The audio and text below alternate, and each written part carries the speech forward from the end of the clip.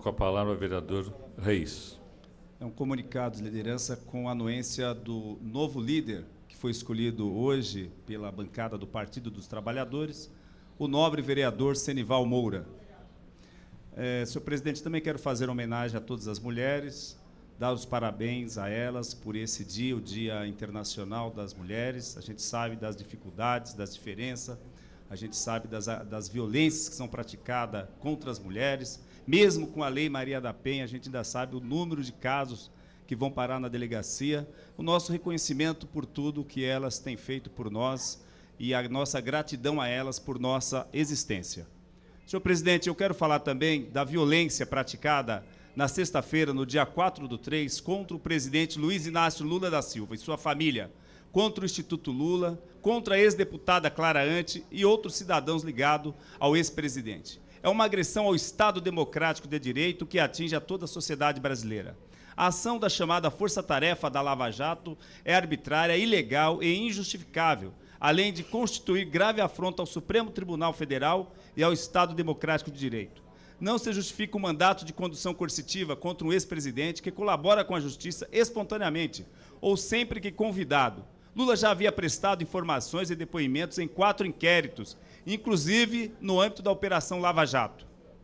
Dezenas de testemunhas foram ouvidas sobre os fatos alegados pela Força-Tarefa em depoimento previamente marcados. Como o próprio presidente Lula falou na tarde daquela sexta-feira, eu gosto de Curitiba e se tivessem mandado um ofício eu teria ido lá. A Operação Lava Jato errou a mão. Até o ministro Marco Aurélio de Mello, do Supremo Tribunal Federal, em entrevista ao jornal Valor Econômico, declarou sua indignação frente à condução coercitiva do presidente Luiz Inácio Lula da Silva na Lava Jato e afirmou que a pior ditadura, senhor presidente, é a ditadura do judiciário.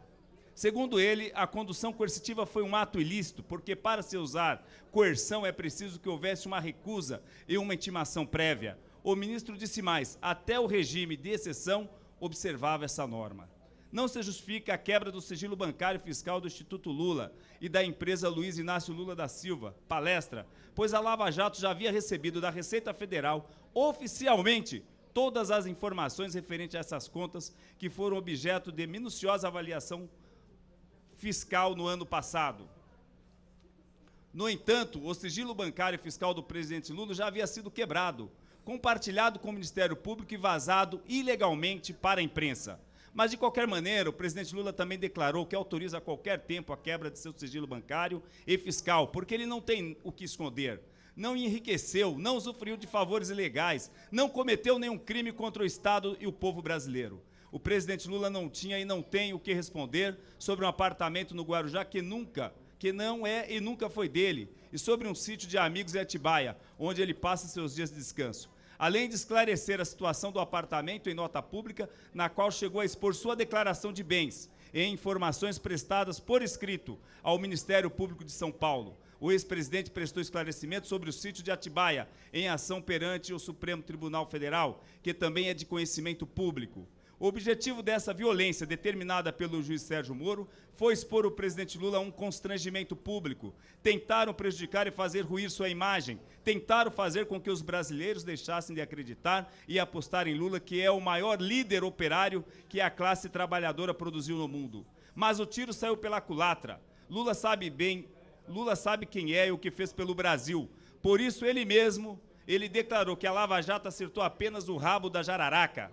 E a jararaca está solta e está feroz. E hoje, no grande ato e passeata das mulheres com Lula, as mulheres vão dizer que são todas jararacas soltas e indignadas com esse desrespeito com o ex-presidente, que, segundo o relatório do Banco Mundial, tirou 25 milhões de brasileiros da miséria. O mesmo relatório diz ainda, o Brasil conseguiu praticamente erradicar a extrema pobreza e fez mais rápido que os países vizinhos. O Ministério Público de Curitiba jogou ladeira abaixo a credibilidade da Operação Lava Jato, quando, ao invés de investigar amplamente todos os implicados em corrupção, faz vazamentos ilegais e seletivos, tendo como alvo o PT, o governo Dilma e o presidente Lula. A condução coercitiva foi uma violência injusta, injustificável, arbitrária, ilegal. É uma violência contra a cidadania e contra o povo brasileiro, que reconhece Lula, o líder que uniu o Brasil e promoveu a maior ascensão social de nossa história. Um desrespeito é uma violência repudiada por todos os democratas, por todos os que trabalham para fortalecer as instituições e pelo Estado democrático de direito no Brasil e ao redor do mundo. E digo mais, que as elites se conformem, pois Lula será novamente nosso presidente e praticará uma política econômica desenvolvimentista. Em seu governo teremos novamente políticas sociais, de inclusão social e de elevação do patamar econômico e social do país. Viva o presidente Lula, viva o PT, viva o povo brasileiro!